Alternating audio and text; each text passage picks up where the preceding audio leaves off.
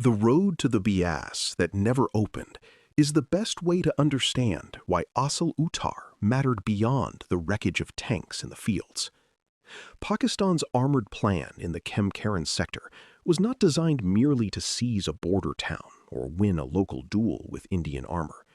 Its deeper promise lay in the possibility of breaking through toward Bikiwand, Harike, and the Bias-Sutlej water system, where bridges, roads, and river crossings could create a much larger crisis for India. That road never became the path of exploitation Pakistan needed.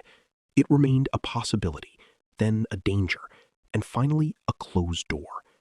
The importance of Asal Uttar lies in that closing. If you would like to move beyond the podcast, you can see my available books at militaryauthor.me. And at trackpads.com, you will find magazines and galleries with hundreds of thousands of photos and videos to explore. To follow the idea without a map, imagine Khem-Karen as a forward doorway near the border. Beyond it, routes led into Indian Punjab, toward Bikiwand, and then toward the area around Harike, where major waters and crossings made movement strategically sensitive. Rivers and canals matter in war because they organize the movement of armies. They can protect a defender, delay an attacker, or become choke points where panic and congestion spread. A force that reaches such crossings at speed may create a crisis out of proportion to the distance advanced. A force stopped before reaching them may find that its dramatic armored thrust has gained ground without gaining decision. Asal Uttar was fought in the space between those two outcomes. The Pakistani hope was that armor could turn tactical penetration into operational shock. If tanks broke through the Indian defense and drove quickly toward the Bias line, Indian commanders would have to react across a wider area. They might need to shift reserves, protect crossings, destroy bridges, reorganize supply routes, and reassure a civilian population suddenly threatened by deep armored movement. Even if Pakistan could not hold every mile indefinitely, the psychological and operational disruption might have been enormous. That is why the thrust was so dangerous. It aimed at the defender's depth, not just the defender's front. In armored warfare, depth is where a local defeat can become a campaign crisis. A careful counterfactual must begin by admitting uncertainty. It is impossible to say with confidence that a Pakistani breakthrough to Harike or the Bias crossings would have decided the war. Armies are not defeated automatically because a tank column reaches an important road or river. India had reserves, engineers could demolish crossings, air power could attack columns, and logistics might have limited how far Pakistani armor could sustain itself. The attacker would have had to secure flanks, keep infantry and artillery moving, maintain fuel and ammunition, and defend the very routes it had used to advance. A deep thrust can frighten an enemy, but it can also expose the attacker. The road to Bias promised opportunity, not certainty. Still, the danger was real. If Pakistani armor had broken through the Asal Uttar position quickly enough, India would have faced hard choices under time pressure. Should reserves be pulled from other sectors? Should bridges be destroyed early, risking one's own movement, or held longer, risking enemy seizure? Should commanders counterattack the spearhead, or build a new line farther back? These decisions become harder when reports are incomplete and armored columns appear to be moving faster than headquarters can understand. A successful thrust does not need to conquer everything to impose strategic effect. It needs to create confusion faster than the defender can restore order. That was the promise Pakistan sought in the Khem-Karen sector. The road never opened because the conditions for exploitation were taken away. Indian forces withdrew from exposed ground and built the defensive box around Asal Uttar. Engineers mined approaches and used water to soften fields. Infantry held villages and field positions that made the defensive zone difficult to bypass. Artillery punished concentrations and delays. Deccan Horse and 3rd Cavalry added armored firepower at moments when Pakistani tanks were slowed or exposed. Abdul Hamid and other anti-tank fighters showed how vulnerable separated tanks could become in close country. Each element mattered because each attacked the same thing, the forward rhythm of the Pakistani thrust. Without rhythm, the road to Bias became unreachable. This is the central operational lesson.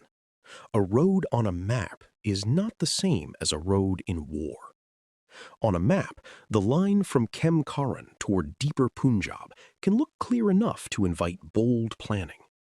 On the ground, that line passed through defended villages, wet fields, mines, artillery zones, and places where tanks could be seen and hit from concealment. A commander may intend to drive toward a river crossing, but the battlefield may force him to fight for every local approach long before the crossing appears.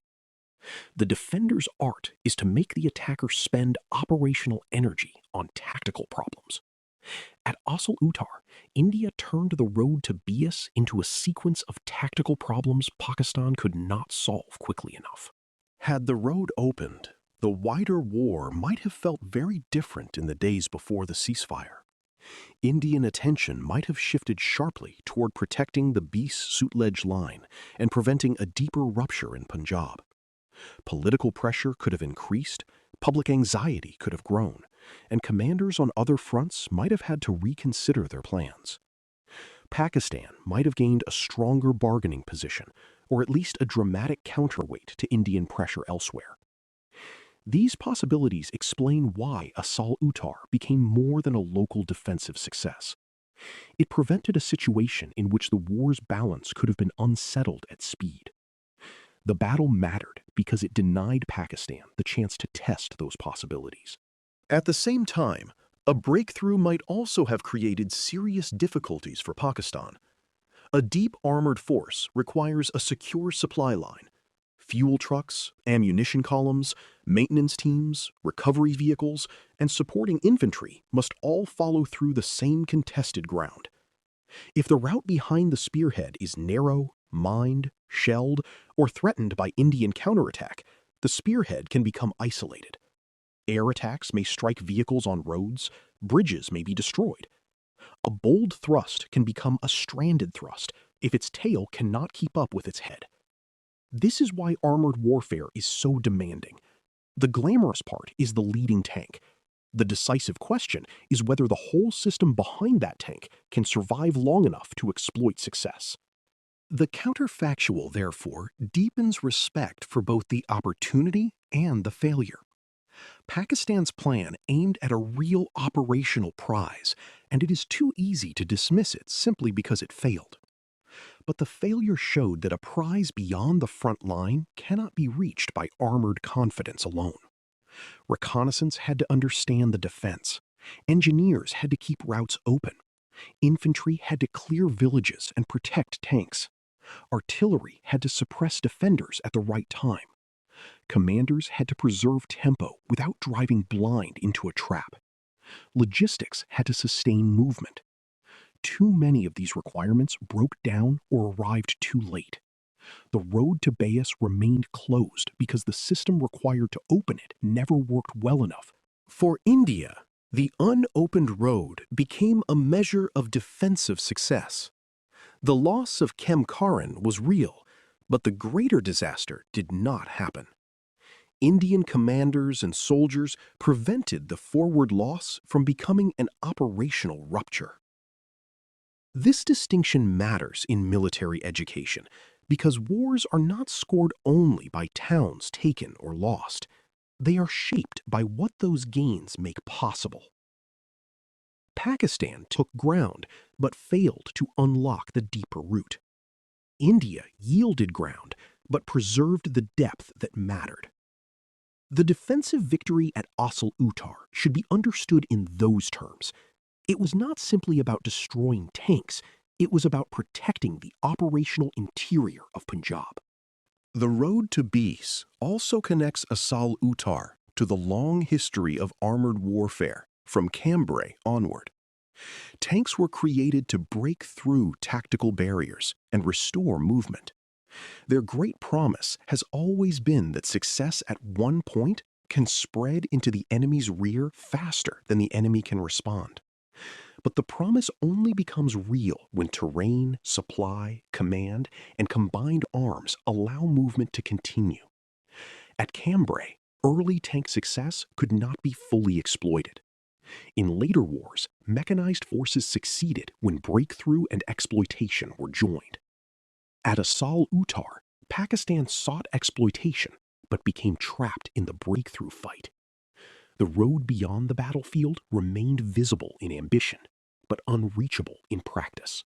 The importance of the road that never opened is that it shows the battle's true scale. Assault-Uttar was not famous only because Pattons burned or because brave men held their ground. It was famous because those events prevented a larger operational crisis from unfolding.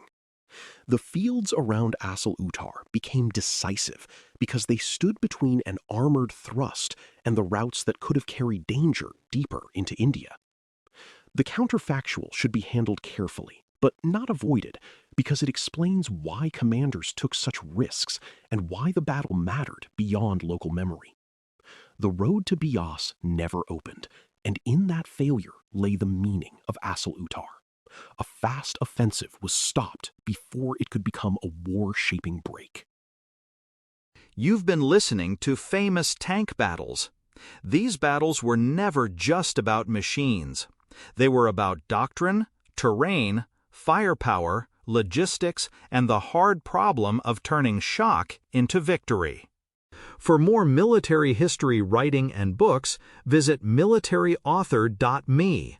And for magazines, podcasts, and a massive archive of military photos and video, visit trackpads.com. Thanks for listening.